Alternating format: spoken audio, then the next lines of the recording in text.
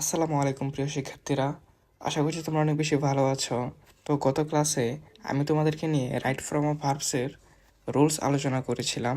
তো আজকে আমরা রাইট ফ্রম অফ ভার্বসের ঢাকা বোর্ড 2024 এর বোর্ড কোশ্চেন প্র্যাকটিস করব। রাইট ফ্রম অফ ভার্বস তুমি যত বেশি প্র্যাকটিস করবে পরীক্ষায় ঠিক তত বেশি কমন পাবে। রুলসের ক্লাসটি এখনও যারা দেখোনি তারা অবশ্যই রুলসের ক্লাসটি দেখে নেবে। তো রাইট ফ্রম অফ ভার্বসে তোমার আর কোনো ভয় থাকবে না ইনশাল্লাহ। তো আর কথা না বলে চলো আজকের ক্লাসটি শুরু করা যাক। প্যাসেজটি লক্ষ্য করো। ওয়ান্স আপন এ টাইম দিয়ে যেহেতু প্যাসেজটি শুরু হয়েছে, তাহলে এই প্যাসেজটি পাস্ট ফরম্যাটে আছে। সম্পূর্ণ প্যাসেজটি পাস্ট ফরম্যাটে থাকার কারণে এই প্যাসেজের বেশিরভাগ উত্তর হবে ভার্বের পাস্ট ফর্মে। তো once upon a time there be a king, এক সময় এক রাজা ছিল।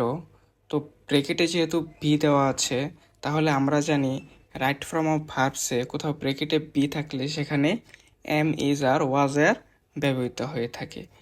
তাহলে যেহেতু এটি পাস্ট ফরম্যাটে আছে, তাহলে আমাকে ওয়াজ আর থেকে যে কোনো একটি ফ্রম নিতে হবে। তাহলে আমরা এই জায়গাতে ওয়াজ নিব। যেহেতু এ কিং একটি সিঙ্গুলার হিসেবে ব্যবহার করা হয়েছে, সেই কারণে আমরা এখানে ওয়াজ নিয়েছি। Who was very fond of know his future from the astrologers, যে জ্যোতিষীদের কাছ থেকে নিজের ভবিষ্যৎ জানতে খুবই ভালোবাসত। এখানে ক্নো একটি ভার্ব। তো ক্নো এর আগে একটি প্রিপোজিশন ব্যবহার করা হয়েছে, সেটা হচ্ছে অফ। তো আমরা জানি অফ একটি প্রিপোজিশন। তো সকল প্রিপোজিশন এরপরে যদি কোনো একটি ভার্ব থাকে, তাহলে সেই ভার্বের সাথে আইএনজি যুক্ত হয়ে থাকে। তাহলে ক্নো এর সাথে আইএনজি যুক্ত করলে ক্নোয়িং হবে। A famous astrologer stop at his capital on his way to home, একজন বিখ্যাত জ্যোতিষী বাড়ি ফেরার পথে তার রাজধানীতে এসে থেমেছিলেন। তো এটা যেহেতু পাস্ট ফর্মে বোঝানো হয়েছে, অতীতে বোঝানো হয়েছে, তাহলে মেন ভার্বটিকে আমাকে অবশ্যই পাস্ট ফর্মে নিতে হবে। তাহলে স্টপ হয়ে যাবে স্টপড, কারণ ঘটনাটি অতীতকে নির্দেশ করছে। The king called on him to know about the future, রাজা তাকে ডেকে পাঠালেন তার ভবিষ্যৎ সম্পর্কে জানার জন্য। তো এই জায়গাতে ক্নো হচ্ছে মেন ভার্ব। তো ক্নো এর আগে একটি টু আছে, যেহেতু এই জায়গাতে একটা উদ্দেশ্য বোঝানো হয়েছে, টু এর পরে সবসময় ভার্বের বেস ফর্ম ব্যবহার হয়ে থাকে। তাহলে ক্নো এর কোনো পরিবর্তন হবে না। আশা করছি সকলে তোমরা ক্লাসটি বুঝতে পারছো। তো রাইট ফ্রম অফ ভার্বসের রুলসের ক্লাসটি যারা দেখোনি, তো তাদের কাছে রিকোয়েস্ট থাকবে তোমরা ওই ক্লাসটি দেখে আসো। ওই ক্লাসটি না দেখলে তোমরা এই ক্লাসের কোনো কিছুই বুঝতে পারবে না।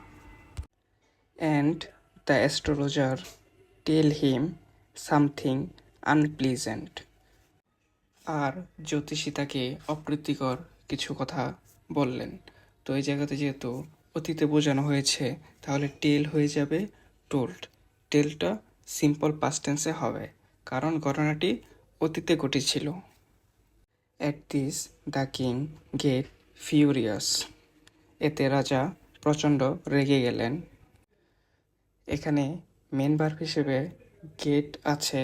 তো গেটটাকে আমাকে সিম্পল পাস্টে নিতে হবে, তাহলে গেট হয়ে যাবে goat. At this the king goat furious and condemned him to death, তো রাজা তাকে মৃত্যুদণ্ডে দণ্ডিত করলেন।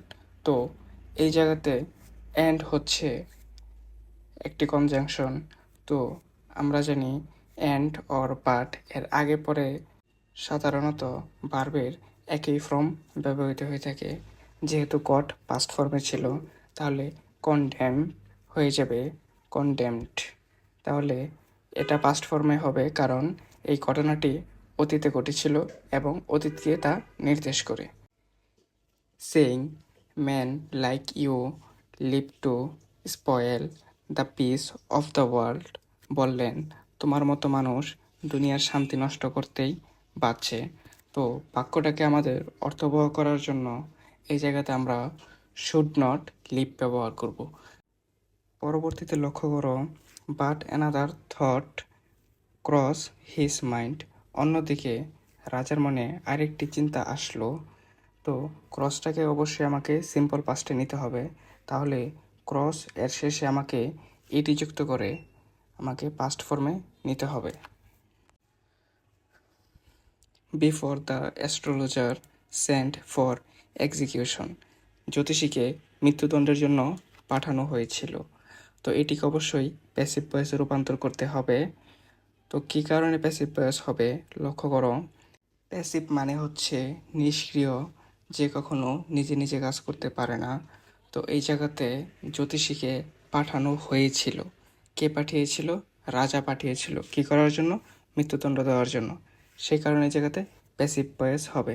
আর এটা যেহেতু পাস্ট ফরম্যাটে আছে, তাহলে একটা অক্সিলারি ভার্ব ওয়াজ তার পাস্ট পার্টিসিপল ফ্রম সেন্ট ব্যবহার করতে হবে।